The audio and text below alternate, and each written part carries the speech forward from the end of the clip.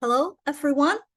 Can you all hear me well? If yes, can you just drop a yes or an reaction so that I can know that you all can hear me well? Thank you. Thank you. All right. Thank you, everyone. So my name is Han. Some of you who have been here before with this series of webinar might know me. I will be the host for your session today, and I'm so thrilled to welcome you back. Has any one of you here has joined our previous webinar before? I think back in August. If yes, can you type in yes that you have attended the previous session?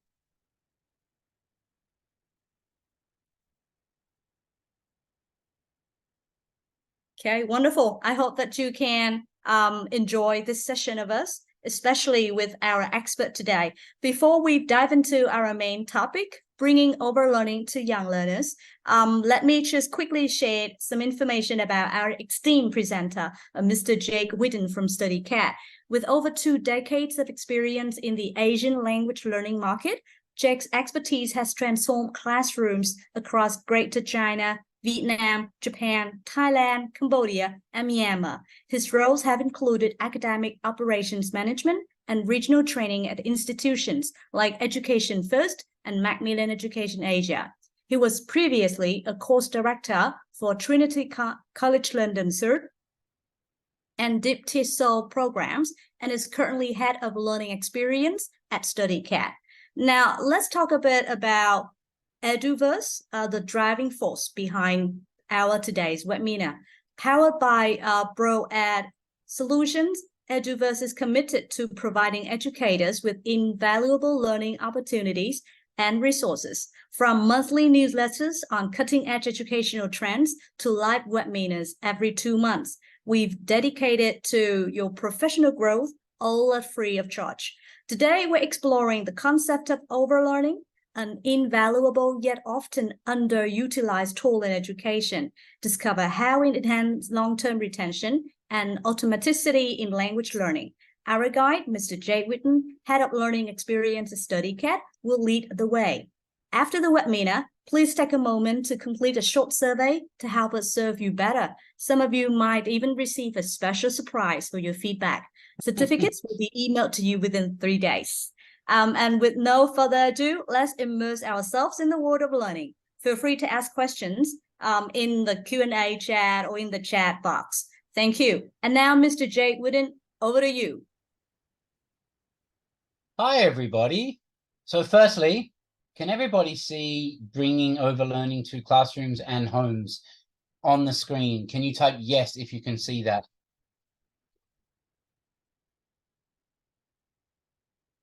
Thanks, Dawn. Thanks, Nadia. Thanks, Couture. Okay, awesome.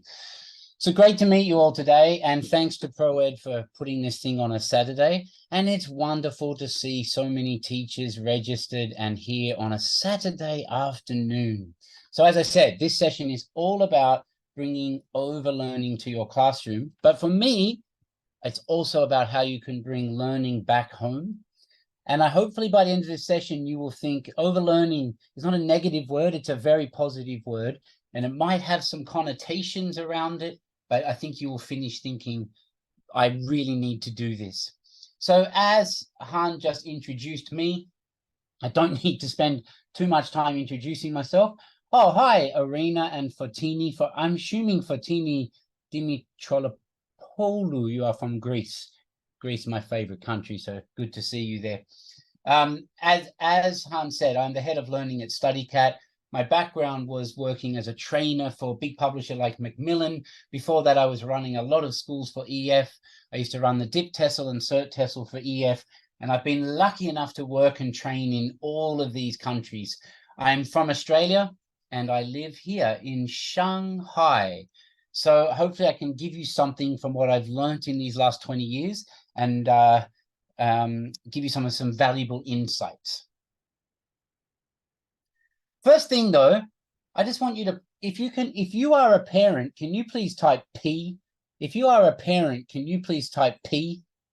Oh, you can't see the slides, guys? Oh, it says that they're loading. No wonder you guys can't see the slides. Sorry, when I said, can everyone see the slides? Everyone said yes. Hold on a second. 5, 4, yes, we're sharing the slides. Let me go back again. You probably thought, what was he talking about before? Okay, now you can all see the slides. Sorry about that. Can you all see the slides now? Thank you, Mohammed. It was taking a while to load. Okay, so bringing Overlearning to your classrooms. And this is me, Australian, live in Shanghai, used to work in these companies. So I'll move on now. And it was just taking a long time to load. So if you are a parent, can you please type P? If you're a teacher, type T. If you're a parent and a teacher, type P and T. I'm really interested to know how many people here are parents. So lots of T's, a P and D, a P and T, Paul Granger, a P and T. Oh, lots of P and T's. Whoa, Lana is a P and T, Maria. Oh no, Maria's a T. Okay, it's really good. So keep this in mind. This session will also be useful if you're a parent and you have children learning. And I think that's something we forget a lot. So just keep that in the back of your mind. We'll come back to this at the end. So today I'm going to tell a story, as usual. Then I'm going to talk about some of the concepts of overlearning. Then we're going to dive into some activities that are very useful for the classroom and home. And lastly, we'll just talk about this concept of learning at home as well. And right at the end, there'll be a little challenge, a little task for you so you can get something for free today. So let's start with a story. So I live in China and I've been here for 20 years and I've been trying to learn Chinese all that time. So can everyone just type yes if they have tried to learn another language? Has anyone tried to learn another language? I'm sure you all have. Right, so let's see if your language learning journey was similar to mine. So on the vertical axis here, I have pre-A1 level, A1, A2, B1, B2. This is my level of Chinese. And down the bottom, on the horizontal axis, I have years of trying to learn. Let's have a look. So this was my language learning journey over 20 years. A lot of people expect your language learning journey to look like this, right? But that's never how language learning goes. It never goes in a perfect straight line. So my language learning journey started here and I got up to about A2 in my first few years. But then it started to drop down again. Then suddenly it went back up again here in 2012. Something happened that pushed my Chinese up. But then it started to go down again. Then something happened here and it started to go down quite a lot. And now it's kind of plateaued out around A1, A2, probably around A2 to be honest, but it's kind of gone down again. It's not as good as it used to be 10 years ago. So what's happening here? So first question, what do you think happened here? Why did my Chinese go down here? Any guesses? I'll tell you the answers in a minute. Any guesses? What happened here?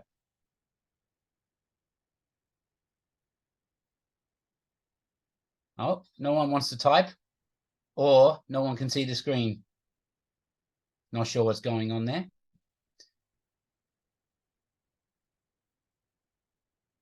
Yeah, Irina. Very, very good. So Irina, it's exactly what happened. I got, that's exactly what happened later. I got busy doing something else, but that's actually not what happened here. I also want you to think about what happened here. Why did it suddenly go up, right? Something, yes, Fortini, I became a parent. That also happened, right? Yes, and then lack of practice, very good. Okay, this is really good answers, guys, great. So let's have a look. Firstly, I came in and I was super motivated, right? I was learning new things. I+1, input +1, input +1. I was challenged. I was motivated. I was trying to order food, get taxis, talk to people, get the bus, get my breakfast, order a beer.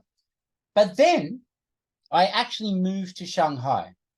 And in Shanghai, yeah, Lana, that's a good one. I got excited and then I stopped.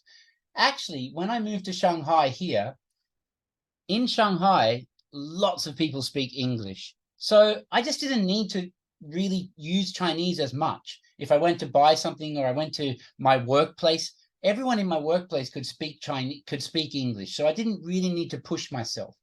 I could still do the things down below, but I didn't have to push myself anymore. Then in 2012, I got a job in a Chinese company, actually. I only lasted there for 1 year, but it meant that no one spoke English there. So I had to learn how to do presentations, talk about curriculums, talk about, I had to run trainings in Chinese. My Chinese was pushed up very quickly. Lots of challenge and lots of I+1. But then you were right. I left my job there. I had a baby daughter. And ever since I had my daughter, I stopped speaking Chinese at home. I only speak English at home, and my Chinese went back down. This is a very, very normal language learning journey for people over years. It is not always continuously up. Some people say they go to live in another country, they come back and they can't speak the language after a few years. Well, they lose a lot of the language. But I want to make a point. Everything below this line, I never forget. Even when my language is going down, I can always order a drink, order noodles, I can get a taxi, I can get a bus. Why? Because I've done these things so many times, they will never be gone. But doing presentations, I only did for 6 months. So then that learning has gone. But the other learning, I have overlearned. All of this stuff below the line, I have overlearned. So I like to call this above the line and below the line. And today, that's really what we're going to talk about with our kids in our classrooms, is about what are we doing above the line and what are we doing below the line. I think by the end, you will realize something. So I like to, as I said, it's above the line, below the line. Another way of calling this is just stuff I don't know and stuff I know, right? This might remind you of someone's theory. Another way of talking about this is everything above the line was input +1, right? That was the challenge level for me. And that's good. We have to do input +1 to learn. That was where we have increasing cognitive load, lots of pushing your brain to learn more. And all the stuff about just going outside and ordering my breakfast and stuff, that is input -1. It doesn't have any cognitive load. It's very easy. So it's stuck in me now. And this is another theme for today for our students. And I will talk about this in a minute, but we spend so much time in I+1 in our classroom. When I used to be a Trinity College Cert TESOL and Dip TESOL examiner, we used to say they have to be I+1 the whole class time. You have to keep pushing them and pushing them and pushing them. Well, yes, it's highly valuable, but I think that comes at losing the opportunities to do I-1, and we'll discuss that now. So that was my story about me learning and about this concept of above and below, pushing myself or not pushing myself. But let's look a bit deeper into overlearning. Anyone know what overlearning is? If you can type in an answer, what is overlearning? Any idea? I'm sure you all know what it is.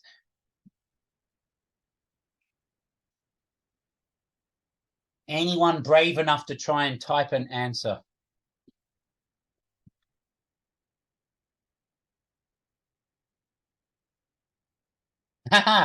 No, too late. Is that two?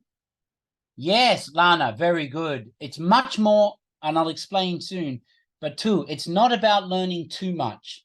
It's about learning to a level of automaticity. Very good, Lana. Yeah, learning what you know over and over again, Xian Santiago. Very good. So the idea of overlearning, I'll give you the definition now. Overlearning is the process of rehearsing a skill even after you no longer improve. Even though you have to learn, you have already learned that skill, you continue to practice it at the same level of difficulty. This is often overlooked by many people, and a lot of new research is really focusing on this, really focusing on the fact that students think, I've already learned that, I don't need to go do it again. But there is so much benefit to doing this, okay? And we're going to show you why. Think about these activities on the screen: playing guitar, sewing, painting, skateboarding. Any one of these activities, you will do it over and over again, even though you've learned it before. You will practice that piece again and again and again, or on the piano, or dancing, or kung fu, or taekwondo. And it's completely normal. In football, you will practice kicking the goal again. I know how to kick a goal. Why am I doing it again? You're doing it again and again and again, because it allows you then, when you have to use it, to be able to own it, and it's automatic, right? And that's the point, is practicing to automaticity. So it's consolidated forever. Or eating, Arena. Yeah, exactly. But it's like riding a bicycle. If any of you jumped on a bike now, you can still ride a bike because you did when you were a kid so much. You might not be able to ride with one hand. You might not be able to do a wheelie. You might not be able to do a jump, but I guarantee that that skill that you did all the time, you can do it again. And this is a big issue for our students, because a lot of our students don't get this opportunity. I'll show you a few more, and then I'll ask you some questions. Okay, who's this guy? Does anyone remember who this guy is? I'm thinking, I bet you Irina knows. Oh, I accidentally gave you the answer. But anyway, this is Vygotsky, and Vygotsky talks about the zone of proximal development. We've all heard of it before. And what we tend to do in our classrooms is we spend a lot of time here. We spend a lot of time in the zone of learning. But we don't spend much time focusing on what they can do in our classrooms unaided. And there's a lot of benefit to doing this stuff as well. So we spend a lot of time here, and especially around here, but there is a lot of benefit to spending time here. And we'll get back to that. Thank you, Lana. I assumed you would know the answer. Okay, let's move on. The next one you've all seen before. What's this one called? Does anyone remember what this one is called? I think I'm on a delay of about 30 seconds.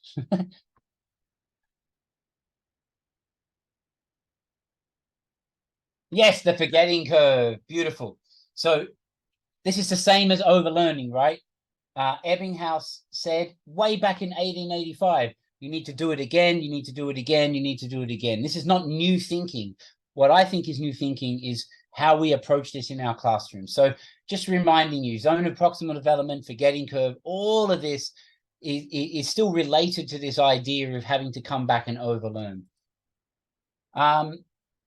So above the line is where the learning is happening. It is the zone of proximal development, okay? But below the line, where you're not pushing your students, which we'll be doing today, this is when the cognitive load goes down for your students, their brains are freed up for creativity, for experimenting, and for risk-taking. Once we lower that cognitive load of learning, we allow them to be more creative. We allow them to have more experiments, and we allow them to take more risks. And this is what we want from all of our students, right? We want creativity, experimenting, and risk-taking. If you're always pushing them too far, it's very hard for them to get to this point where they have creativity, experimenting, and risk-taking. Now, once they have overlearned something, they will add their own creativity, their own experimenting. Just like when I'm out there using my Chinese, I can't do the very hard things, but I can always push myself a little bit, because all the stuff I'm using is overlearned. It's automatic. So what's this got to do with your students? I don't know. Let's find out. So I don't know if anyone's from Vietnam. I hope I wrote the right word here. I don't know what this says in Vietnamese. I think it says Toi Kong Hyo. Probably terrible, but that was my effort at trying to write Vietnamese. In Chinese, it says 我不明白, which means I don't understand, okay? What I have noticed is many students I have met spent 10 years studying English at school, and they still can't speak English. And I am convinced it's because they spend so much time practicing for the test, getting ready, pushing themselves, going to the next thing, that we didn't give them time just to keep their simple things. And it's kind of sad, right?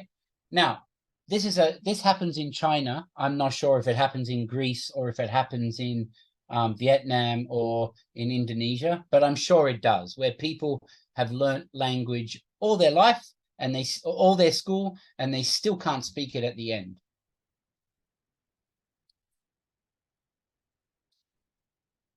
So let's have a look.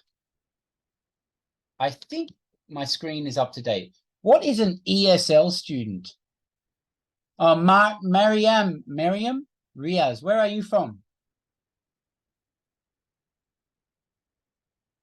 Oh, in Pakistan. Okay, great. This happens, right? And I am convinced it's because we don't give our students enough time to actually overlearn that stuff and own it, and then it will be there forever. Okay, so what is an ESL student? What is an ESL student?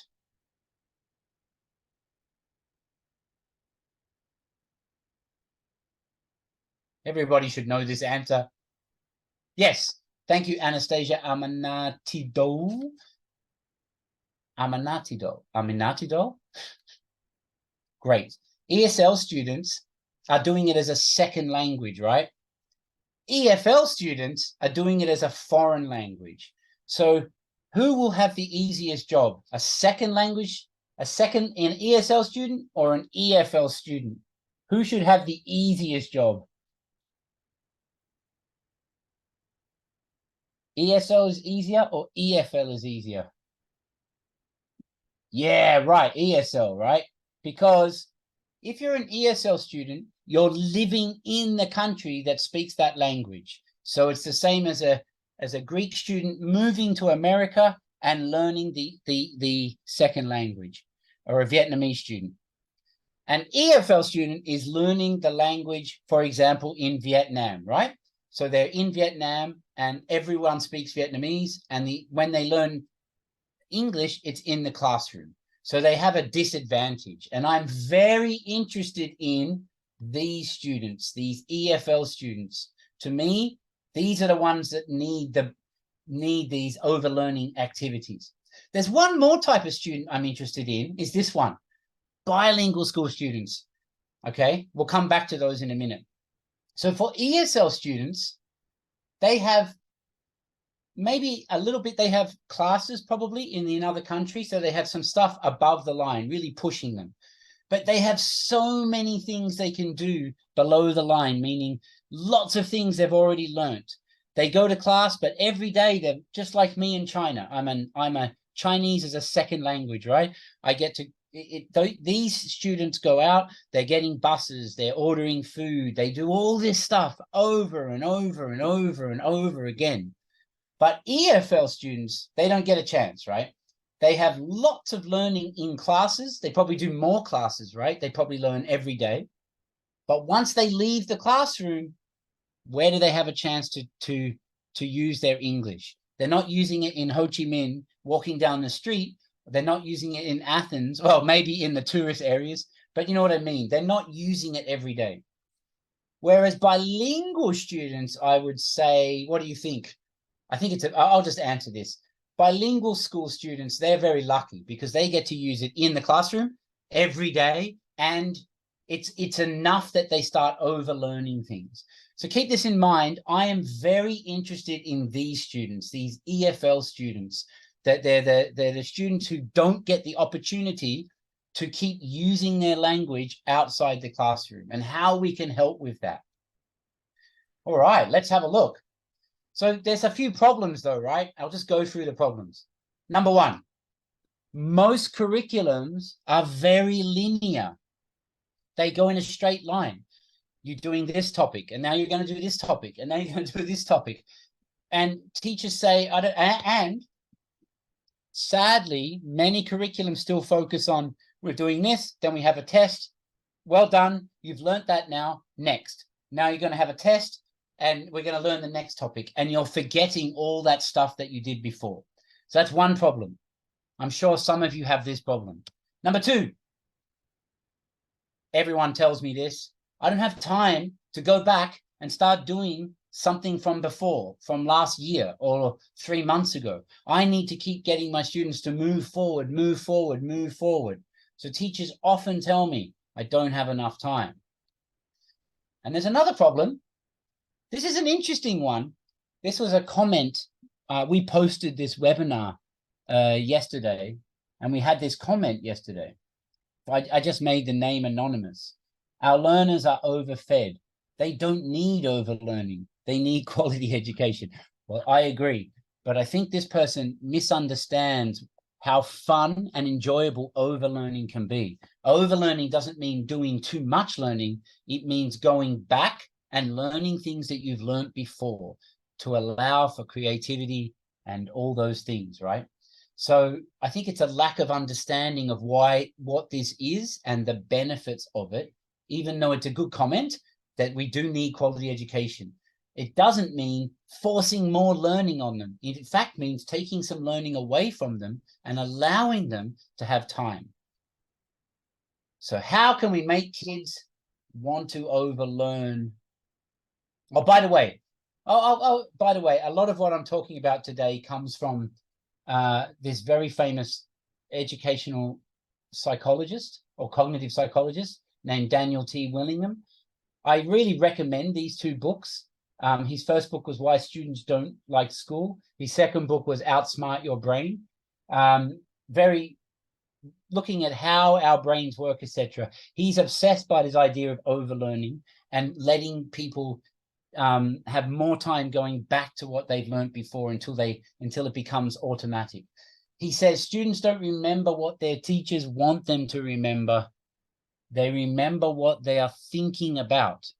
And if you're pushing your kids so hard in class, they don't have as much time to think about what they want to think about.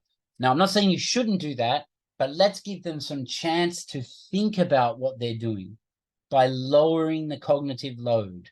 Let's have a look. Okay, I'm going to do 6 things with you, okay?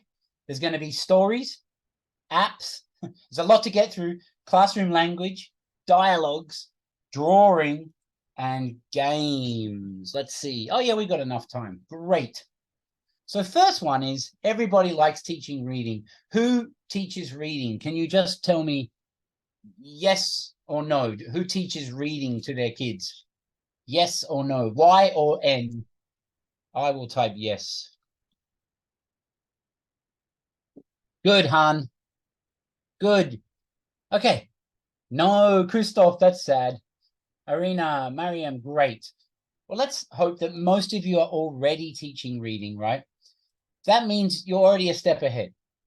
What I find when you do reading teaching, I see this in many classrooms, is you think that you need to keep pushing them to the next level of reading, the next level. Things like RAS Kids, right? RAS Kids you'll be on level, you're on level, what am I saying? You're on level E and you want to go to level F and then you want to go to level G. That's really good, right? But I think we forget sometimes that natural way of reading, okay? So some of you were parents, right? Do you remember when your child was young and you used to read to them? And they always want to go back and read a book again. They want to pick an easy book. They want to go back and say, Mummy, read this one to me again, or Daddy, read this one again. So first thing is, for overlearning, let kids choose books from a level or 2 below their current level. Sometimes, like especially in the book club, sometimes it's nice just to say, hey, today I want you to pick a book that is too easy for you, right? Much easier for you. I'm not saying that you should not teach hard books as well. I'm just saying sometimes choose a book that's easy. Then let's just have some fun. It should be a book where you know 100% of the words. Let them reread it. Start to ask them to ask questions about the book, right? So if they're looking at the book and they're asking, why did he do that? What's he doing? Is he happy? It allows them, because they know the book so well, they're now having some creativity with the book.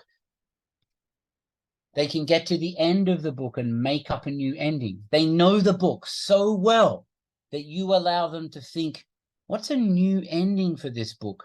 Then that's allowing their creativity, because you've lowered the cognitive load. They're going to be more creative with the new endings or making up new character names, for example. All of these things that you're allowed to do because you've gone back and reread the book many times, where the book becomes automated and then they start to add their own learning on top. Just acting out the book, going back, don't make them act out a book that, you can make them act out a difficult book, but sometimes just let them go back and choose a book that was really easy, and then they act out some of that. By acting it out, they're adding more ownership to it. They're allowed to be more creative, and they're overlearning those words, right? And they start to stick. So that's the first one. Very simple. Just if you are someone who teaches reading, I suggest once a week, once a month, tell your kids, go find an easy book and reread it. I promise you there's an advantage to this. If you're letting them read at home, tell them, go and read one book that's difficult, that's a new book, and read one book you've read last year. I don't mean last week, I mean last year, okay? And talk about it in their L1, because there is no cognitive load there. You're just letting them talk about it. Okay, that's the first one. So for overlearning, tip number 1, choose simple stories. Number 2, there is a big advantage to having apps in your classroom. Now, I know I come from an app company, but I actually believe that having apps at home really helps with overlearning. Let me explain why. I'll show you some apps from an app from Studycat, but the idea of having an app means that the student can be practicing much more than if you're in a big class or with a textbook, right? Because they're interacting meaningfully. Let me show you. So let's hope this works, because our sound wasn't working very well before. But imagine, let's just think of something super simple, okay? Imagine you're learning colors and you're in class and you've taught them red, orange, yellow, green, and it's red, it's yellow, it's orange, right? And then they go home. You want them to keep doing that over and over and over again, so they don't forget what this word is for each color. And here's why apps can be so useful. Let me show you. Let's hope you can hear this. Play. Red, orange, pink. Red, pink, pink. Red, red. Orange, orange. Yellow, yellow. Yellow. Starts to scaffold. Yellow, pink, orange, yellow, yellow, orange, yellow. Okay, so you get the idea here. Very simple. Once they've learnt those words, this is just such an easy, fun way to keep hearing and practicing, hearing and practicing. You have to get it right. You can't get it wrong, but it's it allows for that overlearning in a fun way, and it doesn't feel like you're forcing them to learn. And then they start to stick because they're getting it right every time. I'll just show you 2 more. In this one, they have to just find the color of it. You'll see. Pink, Oh, I got to find the pink thing. Oh, it's the cake. Pink. Pink. Orange. Oh, I got to find the orange thing. Orange. Yeah. Red. What's red? Red. Okay, so this one is just finding different objects that are different colors. Obviously, this is a game they could play at home as well, just around their house. So they increase how many times they're doing it, and it starts to stick, right? And then the last one, they actually have to paint something, you'll see. Let's go.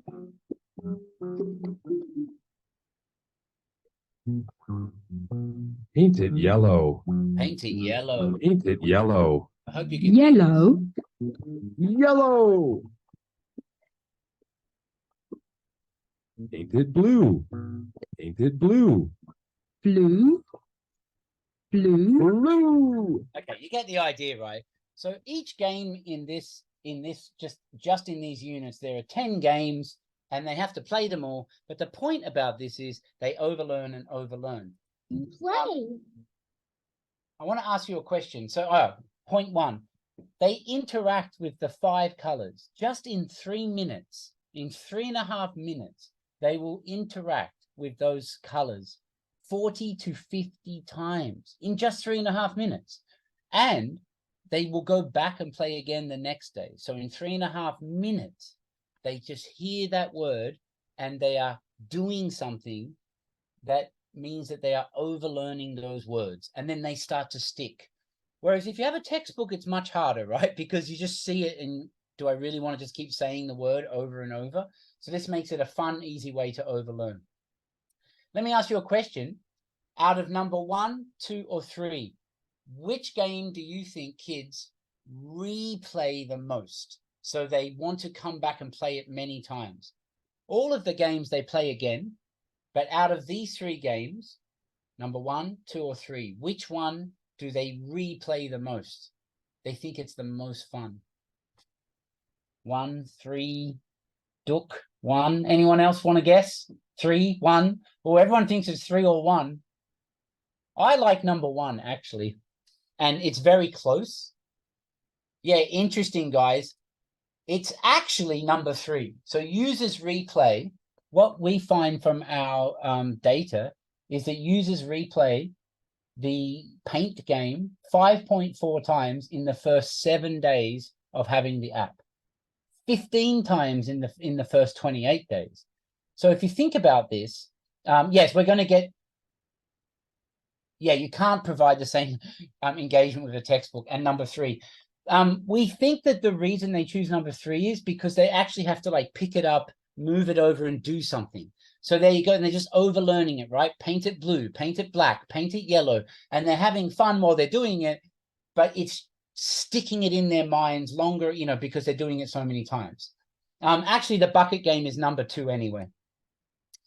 The exciting thing is we also do things like once they finish the bucket game, we say, okay, you can now print out some buckets, you can color them in, and then you can play with your friends or you can play with your mum. The same game, right? A matching game.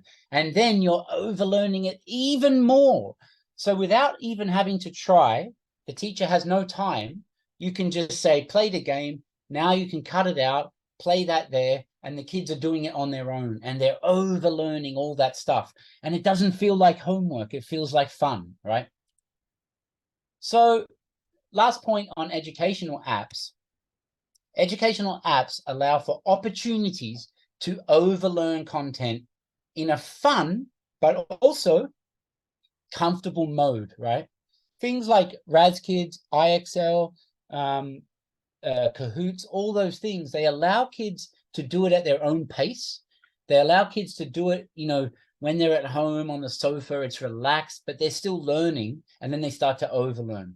And it's the way a child wants to learn. You know, I see so many people telling kids, no iPad. I agree. I don't let my daughter use iPad all the time.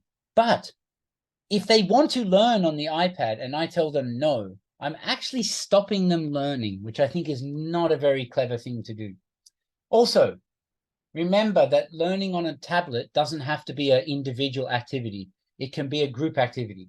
Any one of these games, kids can play together. And then they start saying things like, your turn, my turn, here you are, let me try, I'm first. And they play the game. No, the cognitive load is very low, but they start learning and using more English, which is the key. This is some kids that I teach in Cambodia, actually, in Phnom Penh, for anyone who's here from Cambodia, for a group that we work with. And these kids love it. They get 5 together on the iPad and they come up with all their own games. It's really cool to see. Okay, classroom language. I'll just talk through this one. I won't ask any questions. This one I'm really interested in. I see a lot of classrooms where there's such a beautiful opportunity to increase the amount of language that kids can overlearn, but then they go back to L1. And this is what I mean when bilingual school students have an advantage. So yeah, there's teacher language, all this stuff, you know, like things like raise your hand, open your books, sit down, stand up, make a circle, all these things, right? You expect from the teacher in English. But I think that we need to encourage, and I'm sure many of you do, encourage more English classroom language from our students, right? And especially to each other. I don't think, I am very against people banning L1 in the classroom when people say English only. I think that's not a good idea. But I really think for these basic things, things like, here you are, can I have a pen, please? Can I borrow your eraser? It's my turn. And talking to each other, or pass me the red pencil, please. All of that language should be overlearned in classroom. It should just be used every day till it becomes overlearned. So sometimes think about that is, am I allowing my students to use enough classroom language in the classroom? Another quick side note, there's really good research on why peer teaching works. Because if you have to peer teach, you have to take the topic, you have to make a presentation or do something, and you begin to overlearn it. While you're preparing your peer teaching, you start to overlearn it because you're doing it again and again. And if you have to teach one group and then teach another group and then you teach another group, you begin to overlearn because you now know the topic. You're not learning the topic anymore. You know it, and then you lower that cognitive load and you allow them to go teach it. Lots of research on if you allow your students to teach another student, they will do better on tests in the end. Okay, dialogues. I'll talk through this one quickly. My advice for dialogues is we always want to do them, but the same with reading. Sometimes go back to a book from the previous year. Go back to some units from 5 units ago.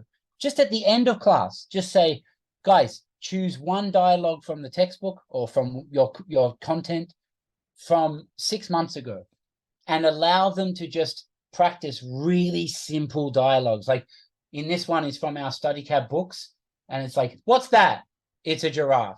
That's all it has to be. But I love getting my students just a full class. They're already A2, but I just ask them, just go around asking, what's that? What's that? What's that? What's that? Because it just reinforces that really simple language. And ask them to do it in the playground. Say, today, I just want you to ask what's that in the playground, where they usually speak L1 or after class, right? Or when they go home, ask mum and dad. Just learn some really simple dialogues with mum and dad.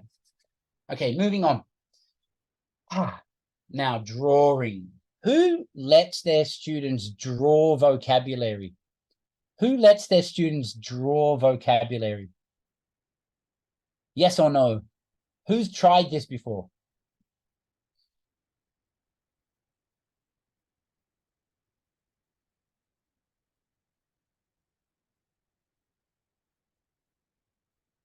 Oh, my messages are all the way down there. That's why I can't see them. Yes, great, Han. Great, Mariam. So this is one of the, I tell everyone about this in all my webinars. And Irina, I love that you said only in preschool. I guarantee you, try this in high school, try this in primary school, try this in every level. There is amazing research on this. Now, if you ask your students at the end of a lesson, so say you've been learning about vehicles or transport, So you just say, all I want you to do is sit in silence and draw 5 words from today. So they have to draw helicopter, aeroplane, motorbike, whatever it is. And just by drawing it, they are thinking about that word in English over and over again. And then they have to then tell their friend about the word that they've drawn, or they ask their friend, can you guess what I drew, right? So it's a lovely peer learning as well. But let them do it in silence, quietly, no pressure. You don't have to say the word. You're just thinking about the word helicopter and you're drawing the word helicopter. So you write them on the board and then they have to draw them. And then you might say, I want you to draw 5 helicopters. But each time they draw the helicopter, they're thinking of the word helicopter. And it's, yeah, I know. But listen, Arena, there is time after class. So sometimes, just instead of telling your kids to do this homework, you can say, hey, all I want you to do is draw 5 of these things you learned today. Kids will be happy because they think, oh, wow, I just have to draw. But it's the most beautiful way to teach overlearning. It just allows them to overlearn that word. Let me show you something interesting.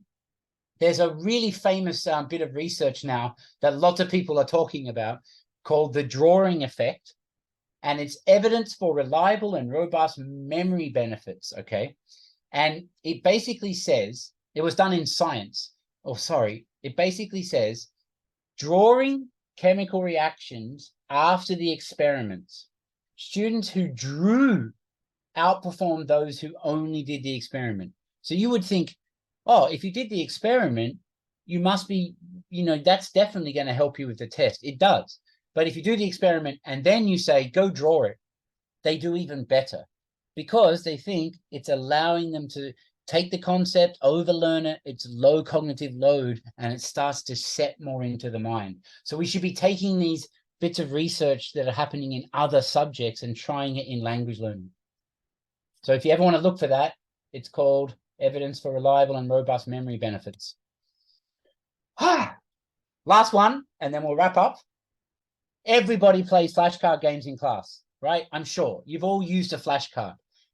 But what I see often is teacher at the front, and then they play a game, and then the teacher's at the front, and then the kids answer. I love when you get some flashcards for some lower level language, hand it to the kids and say, I just want you guys to play a game, any game you like. And then let them make their own flashcard games. Because if you lower the cognitive load of the language learning, they will start to be creative and experiment with the game. Then they make up the game, but while they're playing the game, they're saying all those words again that they learned 6 months ago or 3 months ago, and then they're starting to overlearn those words. I get amazed how often, so these kids here, I was doing it with a tablet, but I've also done it with flashcards. Every time I hand them the flashcards, they come up with their own game. They say, let's play this game. And then you're allowing them to really push themselves. You don't mind that they're not learning new words. That's okay. Because at least they're saying them, thinking about them, pushing themselves, especially in a country like Cambodia, where there's not much chance to use the language. So once you allow kids to play many times in groups, they begin to create their own rules and meta games. They add their own levels to it. And that's where pure learning is happening. Motivated learning that we talked about before. Children remember what they are thinking about, not what you tell them to think about. Last one is all of these activities, all of them can be done at home. And that's why I asked you at the beginning, who's a parent, who's a teacher? And I really hope that the teachers, when you're talking to parents, it's not just here, do this activity in the textbook. It's play a game with them at home. Let them teach you a game at home. Let them read a book that they, a lot of parents, especially in China, they have a lot of tiger mums that say, no, that book's too easy. Why? Try to convince the parents that it's good for them to go back and do those old things that they haven't done for a while, because it reinforces it and allows them to overlearn. And the more parents get involved in that lower level stuff, the more the child will want to do it. There are so many hours in the day that we have at home that we don't have in the classroom. And if you can integrate it in a fun way, it's really useful. So just wrapping up here. So for above the line, which is that sort of I+1, it's all that stuff, right? It's tests and it's presenting and projects. All of this stuff is great. Reading, spelling, gap fills, but remember, a lot of this can be below the line as well. App games, if they're doing it enough, it will become below the line and will be more fun and more, they'll allow the cognitive load. Easy reading, simple dialogues, flashcard games, if you know what I mean. So all these things can be below the line as well. So just summing up, and then I'll ask if you have any questions. Summing up,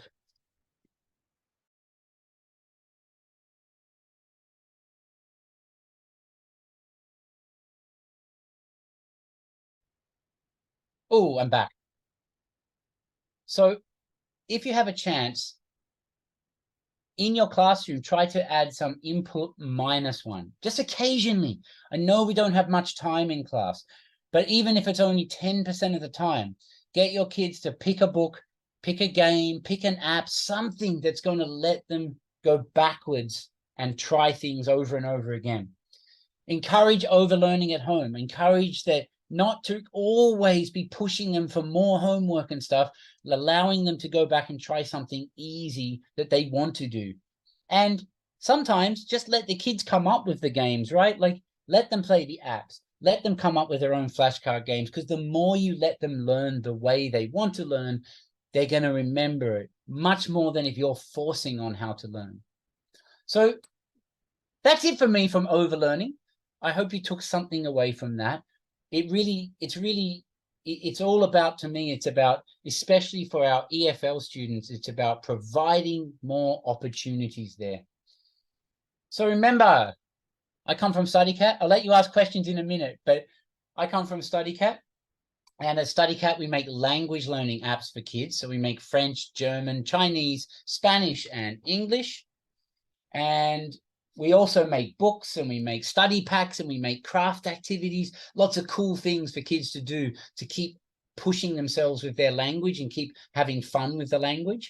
And if you really want to know if you're good at overlearning, if you can take our scorecard, anyone who completes the scorecard can have it's a 1 month free version of our app. So 1 month free version. Okay. So anyone who fills in the scorecard gets a 1 month free version of our app.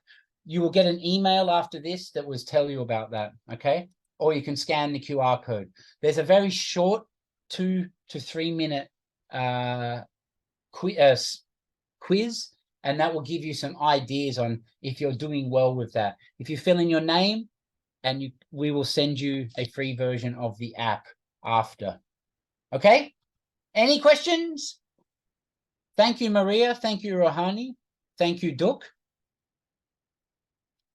And it was just in perfect time at 5 o'clock. Thank you, Mariam from Pakistan. Good to meet you. Hey, Maria Gianotti, where are you today? Thank you, Irina. Thank you, Hara. Thank you, Christoph. The ideal scenario. Whoa. I really want to read what Lana, I hope you email us so we can get you we can get in contact, because I think you got some great ideas. The idea is to create conditions for learners to overlearn outside the classroom. Yes, and zoom in on input +1 in the classroom. Lana, that's exactly we should get in contact. So please fill in the form, and I'll reach out to you, because it's exactly. I'd like to talk to you about what you're actually doing.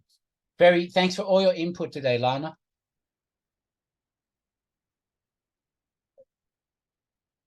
Oh, okay, Lana, let's have a chat.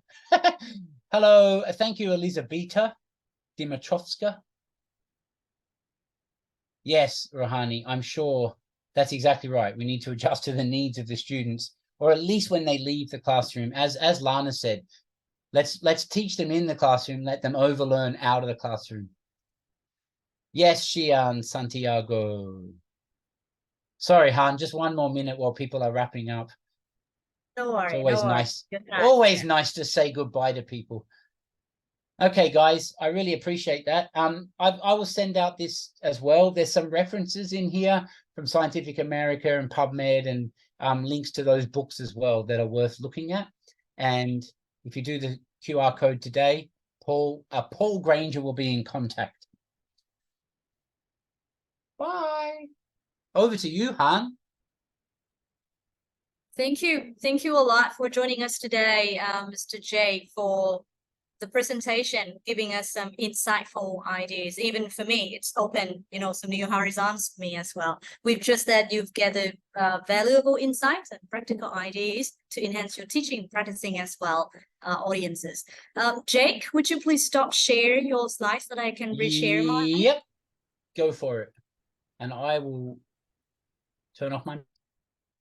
Okay. Do you see my share screen on? Okay, thank you. Everyone, let's look ahead to our next exciting webinar. Set a reminder for December the 16th at 3 p.m. Vietnam time. We'll be diving into another engaging topic about students' creativity and confidence. Stay tuned for detailed information and registration updates on our EduVerse platform and in our monthly newsletter. Finally, we truly appreciate your active participation and look forward to reconnecting with you at our next event. Keep that flame learning alive, and until we meet again, take care and stay curious. Thank you and have a fantastic weekend, everyone.